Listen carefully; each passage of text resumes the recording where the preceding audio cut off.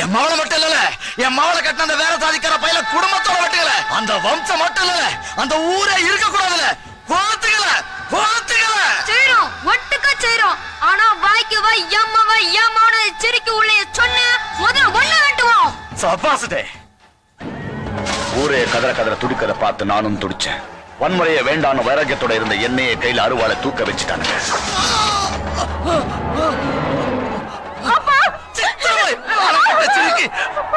வெட்டுங்க நச்சி, வெட்டுங்க வெட்டுங்க வெட்டுங்க நச்சி, வெட்டுங்க. அன்னைக்கு நான் இவளுக்காக கீழே போட்ட அருவாளை நான் இன்னி வரைக்கும் தொடவே கிடையாது.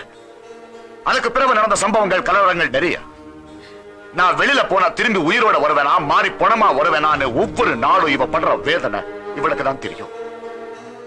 ஜாதி கலவரத்துல நான் செத்துட்டா என் பணத்தை பார்த்து என் பிள்ளைங்களும் அருவாளை தூக்க கூடாதுன்னு தான் நாங்க பிள்ளைங்களை பெற்றுக்க கூடாதுன்னு முடிவு பண்ணோம். எங்களுக்கு தான் 2 பிள்ளைங்க இருக்காங்களே.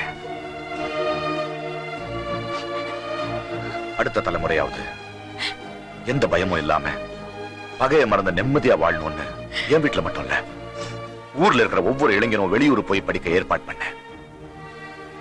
நான் செய்யறதுல தப்பா ரைட்டா எனக்கு தெரியாது.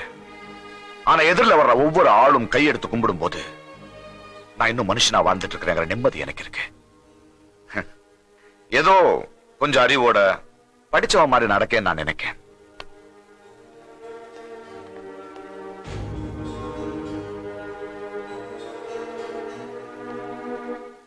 ஏதோ இந்த முறை நீ தப்பிச்சு வந்துட்ட.